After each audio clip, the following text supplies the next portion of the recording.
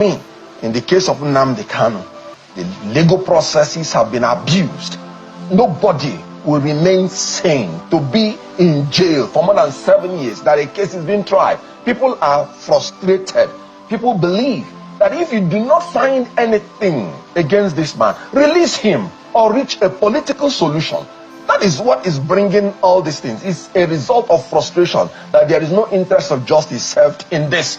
So, diligent prosecution is one of the pillars of justice in a criminal offense. I do not see that diligence.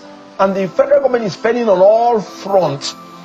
Remember, we have pleaded that this should be treated as a political issue and settled out politically so that every party will go home in peace. And then you are the one who arrested him. You are the one who put him on trial. You are the one who is delaying for up to 7 years without giving clear justice. So the federal government is failing on all rounds. And as they keep failing, they are making their matters worse. So do you think that this is really, you've said this is a political issue. Should be a political issue. It should be. Yes. But is it?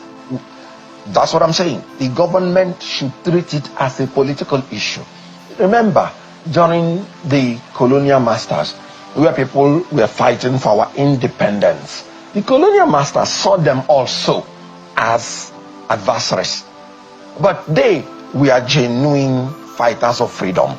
So in this world, there will always be two aspects of an issue. You know, the kind of cost-benefit issue, if it is in business. What is a cost to somebody is a benefit to another. That is how you treat political issues. To some people, he's fighting and agitating for their rights and freedom. You should also take that into consideration. To you, you may say he may have infringed on some laws. Why doing that? You should take that into consideration. And if you're a wise government, you will come to a negotiation table and let each side make a shift and come to a compromise and settle this issue politically. The issue which he agitates for, which IPOB has agitated for years, is something that countries generally find very difficult to deal with, which is the issue of self-determination.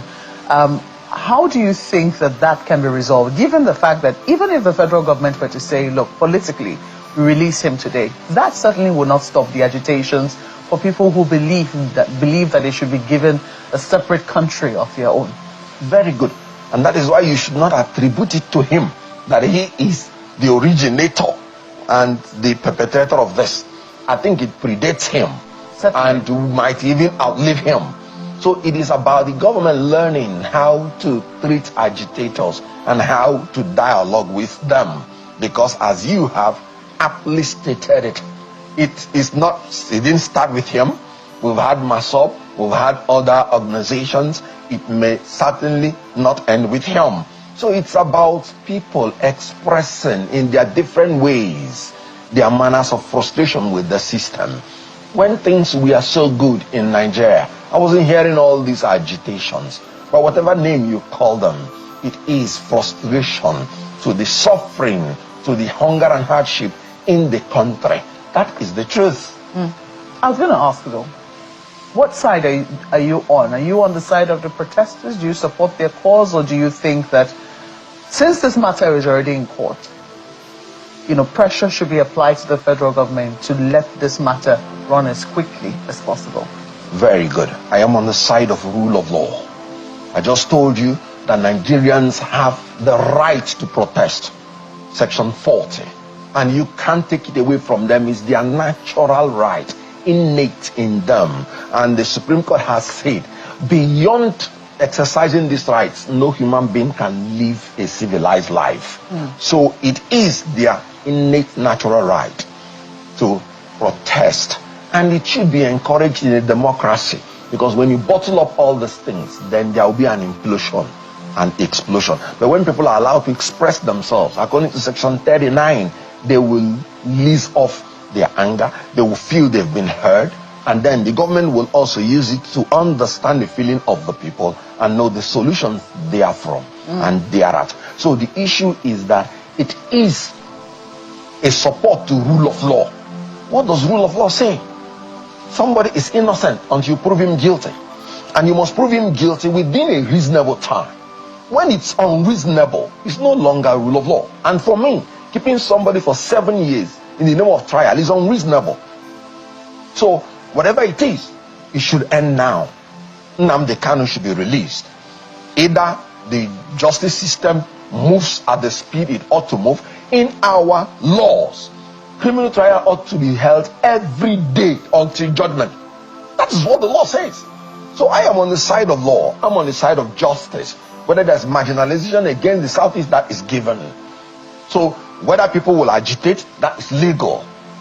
Their method of agitation should also be legal. And if the government believes somebody has exceeded, then when you're applying the law, apply it legally, judiciously and judicially. And in the case of Nnmadi Kanu, with respect, I can say they have not lived up to it. Today is also the 5th anniversary of the NSAS protest. That was one protest that we saw a lot of young people come out to express their displeasure with the way the Nigeria police, or will I say an arm of the Nigeria police, had treated a number of young people over the years, in indiscriminate detention. And after a while, the protest morphed into something else and morphed into a general protest of complaint against the state in general and the state of affairs. Sadly, that protest did not end well. I mean, in terms of the conflicts that degenerated between federal government forces and the protesters. And that had implications for a lot of people, had implications for businesses. I mean, we saw what happened afterwards, the aftermath of the protest, where businesses were, destroyed and all of that. So on days like this, when, this sort of protests are declared, people usually are very cautious. Businesses are wary. How do we balance this need for protest, which is a legitimate right, and the fears? Because the protesters, yes, they're protesting a certain cause, and I'm sure a lot of people share their cause for justice, but they also fear that it might not end well. At the end of the day, it affects whatever little that they have been able to build within the system. On a sister program this morning, we saw, the complainants come to talk about how the government of the day has pulled down the little business that they have been able to build. That is a demolition, is something different. But when protests now generate to something that actually affects lives and livelihoods, how do we call that balance? This is where the efficiency from the state comes into view. Abroad, it is the duty of the security agencies to maintain law and order. And that includes protecting the protesters and ensuring that they are doing their protest in accordance with the law. There's nothing wrong with the police guiding the protesters on the ways they should protest to make sure that it remains peaceful. If you recall, just like you have enunciated the issue of the NSAS, when it started, one of their demands was the welfare of the police. Telling you everybody in Nigeria is under torture. Telling you the nation and the government has failed everybody, including the security agencies. We have seen it. That's why I said most of what you're seeing in Nigeria is a manifestation of the suffering, of the hunger and hardship in the system, including that of the security agencies. When a man has not eaten from morning and is carrying a rifle, he is always triggered and can be irrational in his behavior against human beings. So the whole idea is that things are not working because the indices are not doing well, and the government is reading out statistics that is more tormenting. You know what George Sylvester said? He said, when a nation's growth is on paper, but its people sinks in hunger, say that's not progress. That is polished poverty wearing a mask of statistics. So when people are suffering and the government of the day is using fake statistics to mask their suffering, it becomes more frustrating because they know there is no end in sight. Because when the government is making that mask, they are hiding under a mischief for the suffering to continue, not a sincere desire to bring about solutions. So Nigeria has become a theater where the government is not governing well, and the people are not trusting the government. And that is what you're seeing in the protests. When the NSAS met with government agreed at the nation state to answer all their demands. But you could still see that lack of trust. They will still go and sit down and say, until we see it implemented. Because to them, once we leave this arena, it will be forgotten. And in all honesty, what they said was right. ASU went into agreement with federal government since 2009. Immediately they leave the table, the government forgets it. Till today, 2009 agreement is still being brought to the fore, and strike is being called because of it. So government must live up to the true meaning of its name, protecting the security and welfare of the people, and ensuring under the concept of pacta sunt servanda that a party to an agreement must respect the terms of the agreement.